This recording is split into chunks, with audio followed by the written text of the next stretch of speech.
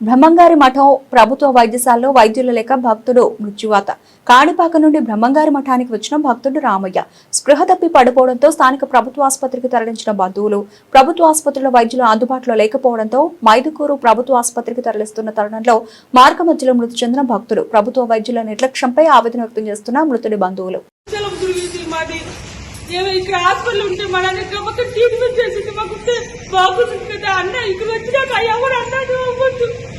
ఏ హాస్పిటల్కి వెళ్ళారు? ఎవరు లేరా అక్కడ? ఎవరు లేరా?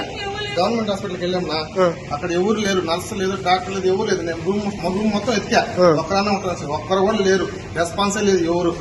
అదే ఇక్కడ ఉండుంటే ఎవరన్నా ట్రీట్మెంట్ జరుగుతుంటే. ఏం పేరు చనిపోయిన అతని పేరు? ఏం పేరు? ఆయన పేరు రామయ్య. రామయ్య. ఏ ఊరు?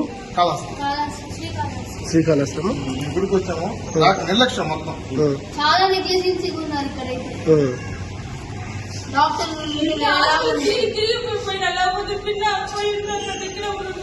ఇంత కష్టపడ్డాము మేమైతే.